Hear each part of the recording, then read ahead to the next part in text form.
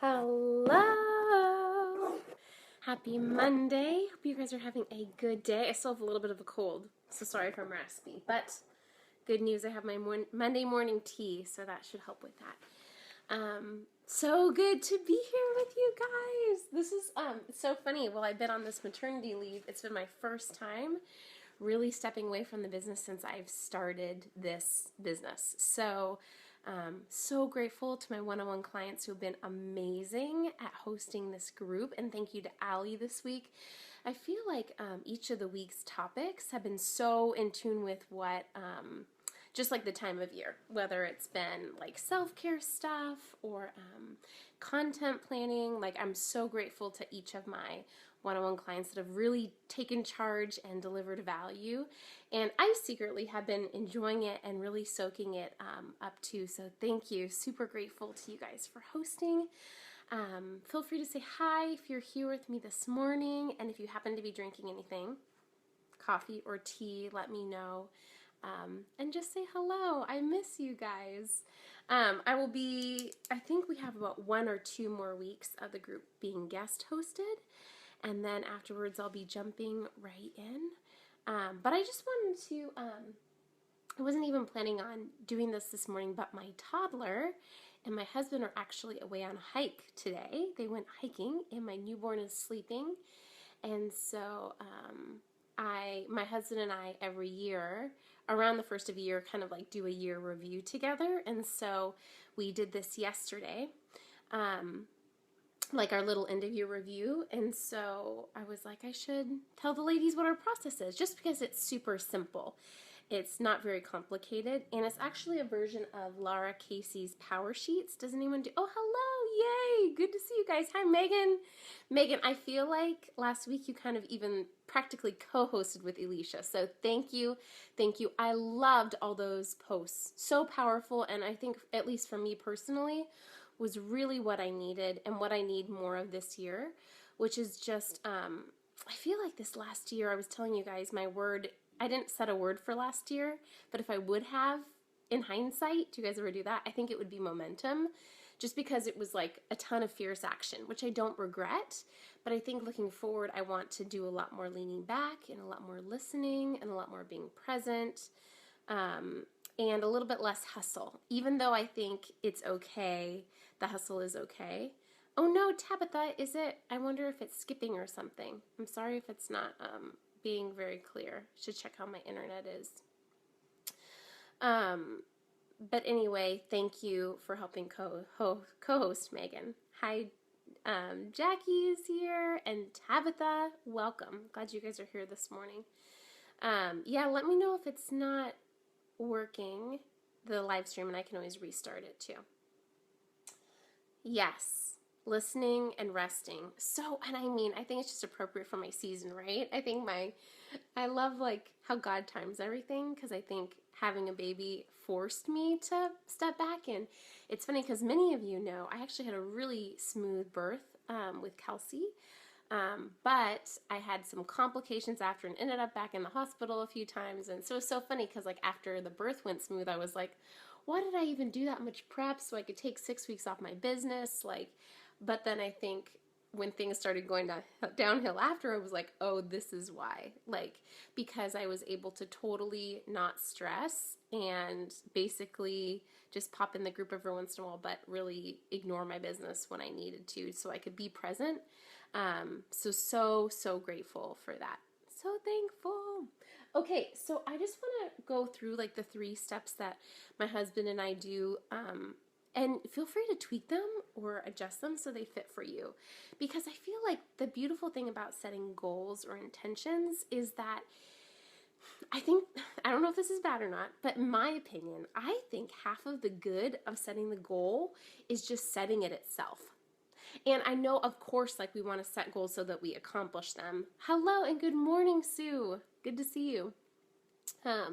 Of course, we want to accomplish them too, but I feel like a lot of the beauty of just really getting clear about our intentions or our goals is it kind of gets our mind wrapped around it.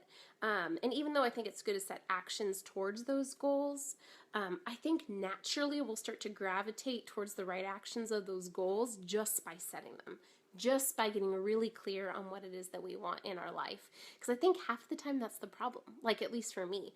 I'm not even clear on, really clear on what I'm desiring in my life and in my business. And so getting really crystal clear on that and writing it on paper, I think is honestly half the battle. And so, of course, the other half is setting actions and following through. But I think just doing that process is important because, I mean, I think it's important to like release exact, like the exact outcome anyway, right? Because what if I look at the end of the year at these goals, probably I'll meet some, probably I won't meet others, but I think sometimes like our goals morph over time too. Does that make sense? What do you guys think about that? Tell me what you guys think about the power of the process of goal setting and then actually accomplishing them. Interesting, huh? Okay, so but the three things that my husband and I do, and we did this yesterday, was we start with like a reflection of the year before. And how we do this is we ask ourselves the question, what worked and what didn't work in 2016, right? And it's a lot easier often to think through like what didn't work.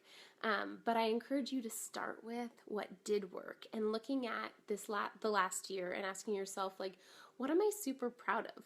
Like, what did I do? How did I spend my time, my money, my energy that I absolutely don't regret, right? So hopefully we can do more of that. So looking at what worked, like what went really well in 2016, what am I proud of? And then after that, spending some time on what didn't work. Like what's not working in my life that I need to potentially tweak or change or adjust. And Laura Casey in Power Sheets encourages you to do this and then ask yourself, what lessons did I learn from that? And so one of mine, like something that worked in 2016 for me was quitting my job. And that was really scary and a big deal for me because I love being a therapist. Like it's beautiful work and I adored my clients. But like I talk about, like a lot of times it's about making the best decision and not the perfect decision.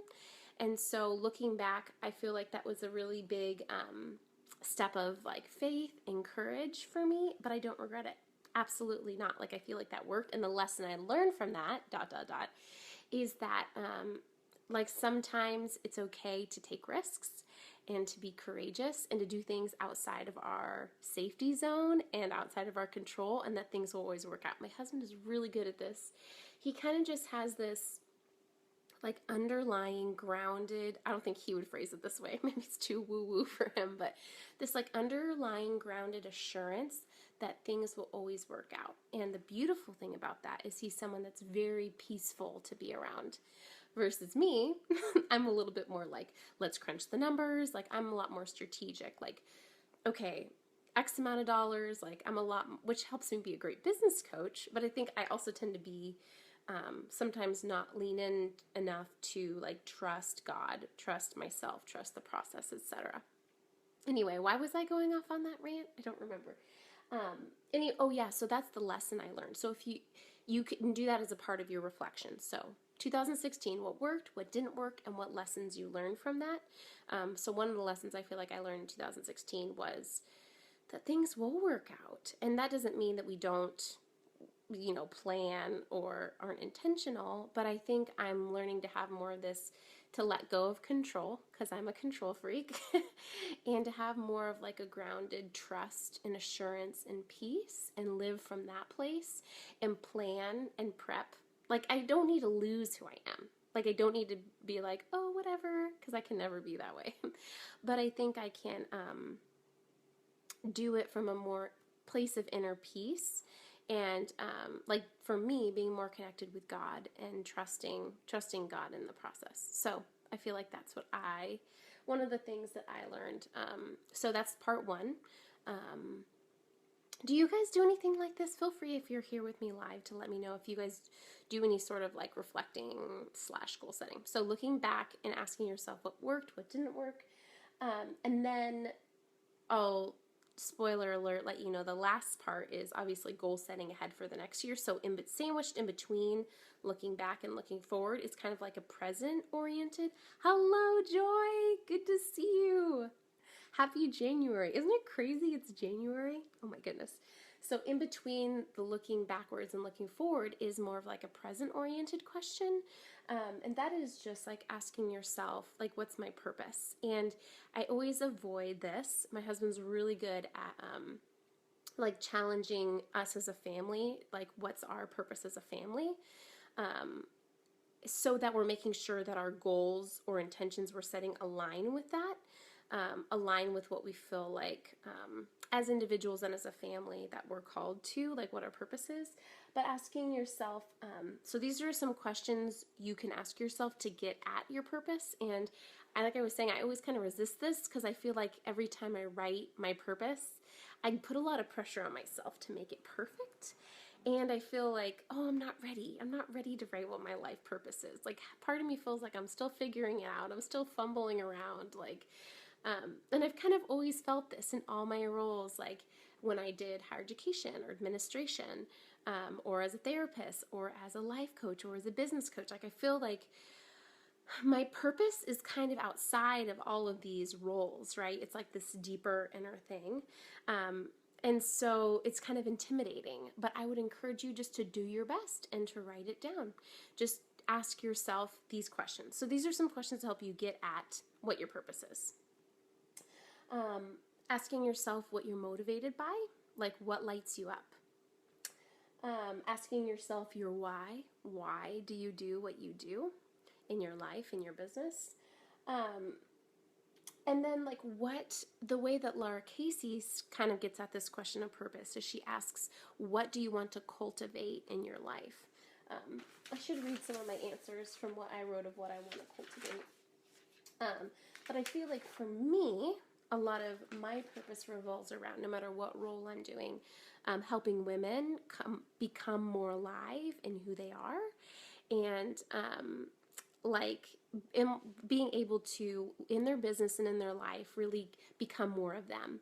And so my hope is that I'm inspiring other women, but not to necessarily become more like me, but to become more like them. And so they're like able to see, wow, Anna is rocking her, and that makes me want to rock me, even if that means they're a lot different than me, even if it means their business is completely different than me, even if it means they're an introvert, that they're able to become more fully them. So I feel like that's a lot of my purpose, is inspiring and teaching and educating around that. So some of the things I wrote I want to cultivate in this upcoming year. So this is kind of transitioning into the next year. Megan, that's awesome. What do you do too? The present one or the reflective past one? So I put what I want to cultivate in 2017 is like better listening, silence, reflecting. Let's see, like I talked about before, embracing change and uncertainty and risk. Simplifying in my business and life, encouraging, inspiring, healing, empowering other women, being present with my husband and kids, really leading by example, like making sure that what I put, like I'm leading from a place of my own experience, that I'm really putting into practice the stuff, vulnerability, contentment, generosity. So those are just some of the things that I think center around, like, okay, reminding myself before I go ahead and like fiercely settle these intentions and goals for 2017, asking myself what my purpose is. Yes, Megan, you put pressure on yourself when writing your purpose too. Why is it that that is so intimidating? And like, even when my husband brought it up yesterday, he was like, okay, let's like talk about our purpose. I was like, oh, my purpose. I don't know, it just feels like this huge pressured thing that I haven't figured out, but I think I'll always feel that way.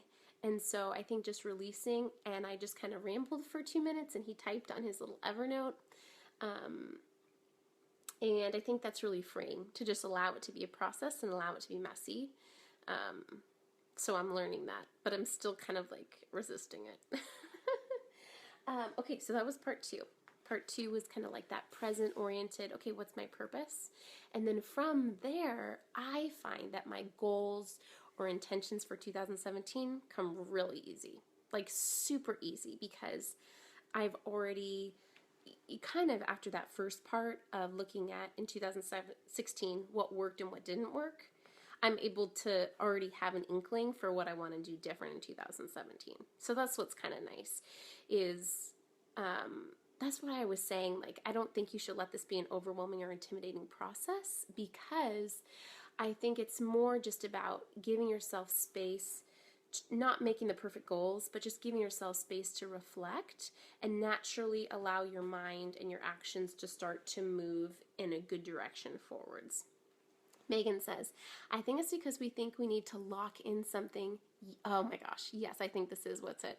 Instead of knowing it shifts and changes and grows our whole life, a messy process. Absolutely. I think I agree. I think that's what it is, Megan. I think I do have this feeling of like, my life purpose. I need to like, yes, like, which is the same thing I think I struggle with in the beginning of my business when I was like picking a niche and all that. Like, I have to get it exactly right so that I don't waste any time. Like, I've got to get this locked in. Or the truth is that it so revolves, right? Beautiful. Beautiful. Thank you, Megan, for phrasing it that way. Okay, so as you look to set your goals or intentions for 2017, it's a good thing to I kind of break this down into three parts too, like setting the actual goal, so something like pretty specific, and then kind of asking yourself why. Why is that a goal or intention for you? And then breaking it later. I haven't even done this with my husband yet, but later breaking that into some more like actionable steps that are hopefully some sort of practical physical action. Like, maybe some of these goals are more theoretical or lofty, which is totally fine, but give yourself some action steps to support that. Even if it's like, I will write in my journal every week to reflect on this thing, or I will go to a coffee shop and give myself 1 hour to blah blah blah. Or so I'm totally not against goals that are more vague, or I don't know how to phrase it, but make sure that your action steps are more physical, tangible tasks that you can actually schedule on your calendar, so that you can feel like you can make momentum towards them. So yes, so let me see, as you think through your goals, if you're having a hard time figuring out which goals are the most important, I would look through the 2016, what went well, what didn't go well, what worked and what didn't work, and set some things around continuing momentum on things that did work and on things that didn't work, setting some goals or intentions to make some shifts for yourself. Okay, so that's it. Like, that's the 3-part process. And like I was saying, just sitting down and doing that, I think is powerful in itself, because it gets your mind, like I was talking about in the beginning, it gets you really clear around what you actually desire. Because I think that that's half the battle, getting really clear and specific on what it is we want to see shift or change in our life. And then obviously taking supported action around that too. Yay, Jamie! I didn't even know you were here. Welcome. So I would love, before I hop off, to hear what some of your goals or intentions are for 2017, if you guys have any. I would love to hear what those are, or if you guys have a goal setting process, or if you guys are like, screw it, I don't believe in January 1st goals, which I don't think you should have to put a lot of pressure on yourself to like set once and forever perfect goals. But I personally do like using the new year as kind of a catalyst to, I think because it's just kind of like a mental time that my husband and I are like, okay, what do we want to, how do we want to reflect? What do we want to accomplish in this next year? It's just kind of like a marker, but I don't think there's anything like particularly special or epic about it. So no judgment to you if you're like, I hate resolutions or whatever people call them. But also, can you guys just let me know how you're doing? How are you guys doing this week. How are you feeling about the new year? Really excited because starting mid-February, and actually starting this Thursday in your email inbox, I recorded a set of videos on client generating activities. This week's is going to talk about beta, like launching a beta program, because that's something I did very early on. Is I launched a beta group, and it went superb, mostly because God just was amazing and put amazing women in that group, and so it was an amazing group. But looking like if I would do it again, I wouldn't have called it beta.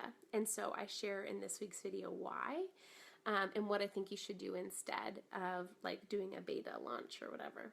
So just my opinion. I know you'll notice in these videos, in these training videos in these next 2 weeks, they're a little bit more like fierce and opinionated. So we'll see how it goes. Yay. Okay, do you guys have any questions for me around intentions, goal setting, anything like that? I would love to hear. And Allie, in case you watch this, I'm so excited for what you're going to do this week for visibility.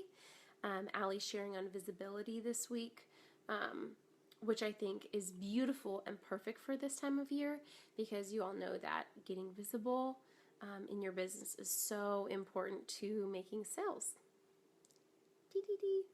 Okay, feel free to post questions if you guys have them later, but otherwise I hope you have a beautiful day. I don't know what the weather is like in your part of town. It's cold and windy and rainy here in Northern California, but I hope you guys have a beautiful week, and I look forward to touching base with you this week.